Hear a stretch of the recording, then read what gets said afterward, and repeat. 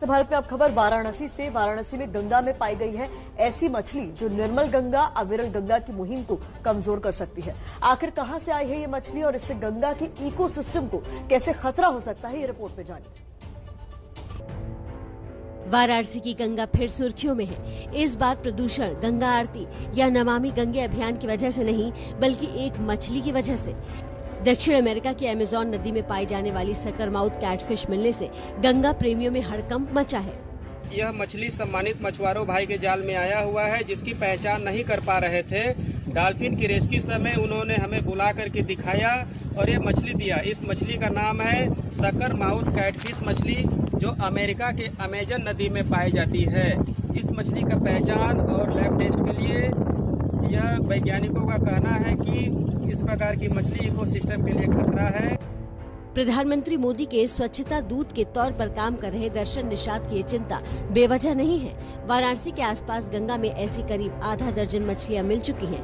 यह संख्या करीब जो है कि आपका 5 से 6 की संख्या में और 3 घाटों पे मिल चुकी है। एक चौबेपुर में और दूसरा प्रधानमंत्री सांसद आदर्श ग्राम डोमरी सोजाबाद के बीच में, तीसरा जो है रामनगर और जो है ग्राम सभा टिकरी के बीच में।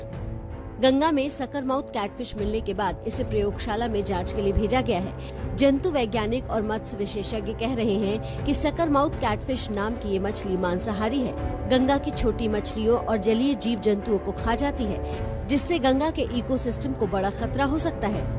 मूल रूप से यह मछली साउथ अमेरिका के कुछ देश जैसे ब्राजील, गुयाना वगैरह इन सब उसमें पाई गई। ये मछली मांसाहारी स्वभाव में है और अवांछित है। अवांछित इन द सेंस कि इसका कोई खाने के लिए कोई पसंद नहीं करता।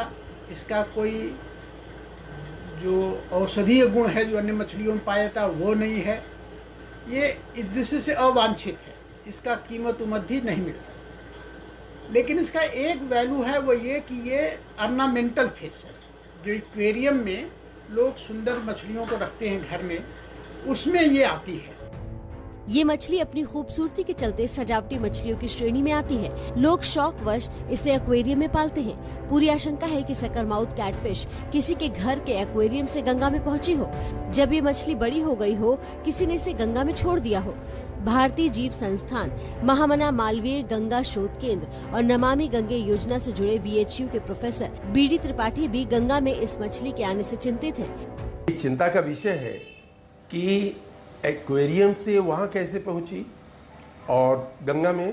और दूसरी बात यह है कि यदि ज़्यादा मछलियों की पॉपुलेशन गंगा में इसकी है, तो आगे आने वाले दिनों में गंगा के जो जलीय जीव हैं, क्योंकि ये जो है छोटे छोटे जीवों को भी खा जाती हैं, तो ऐसी स्थिति में एक समस्या क्रिएट हो सकती है।